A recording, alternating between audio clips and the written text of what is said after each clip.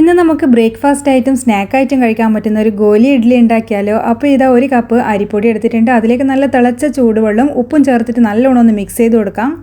അതിനുശേഷം നമുക്കിത് ഒരു 10 മിനിറ്റ് ഒന്ന് മൂടി വെക്കണം. അതിനുശേഷം നല്ലപോലെ സോഫ്റ്റ് ആയിട്ട് ഇതൊന്ന് കുഴച്ചെടുക്കാം. അപ്പോൾ കയ്യിൽ കുറച്ച് വെളിച്ചെണ്ണ തടഞ്ഞ ശേഷം ഇതുപോലെ ചെറിയ ചെറിയ ബോളുകളാക്കിയിട്ട് മാറ്റിയിട്ട് നമുക്കൊരു 20 മിനിറ്റ് ആവിക്ക് വെച്ച് ഇതൊന്ന് വേവിക്കണം.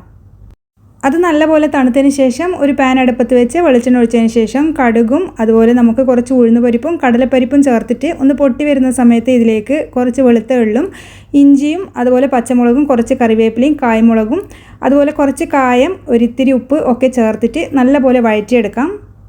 അതിനുശേഷം നമുക്ക് നേരത്തെ തയ്യാറാക്കി വെച്ച ഗോലി ഇഡ്ഡലി ഇതിലേക്ക് ചേർത്തിട്ട് നല്ലപോലെ ഒന്ന് മിക്സ് ചെയ്യാം. തീ നല്ലോണം കുറച്ച് വെച്ചതിന് ശേഷം നമുക്കിതിലേക്ക് കുറച്ച് മല്ലിച്ചപ്പും കൂടി ചേർത്തിട്ട് മൂടി വെച്ചിട്ട് ഒരു 5 മിനിറ്റ് ഒന്ന് കുക്ക് ചെയ്തെടുക്കാം.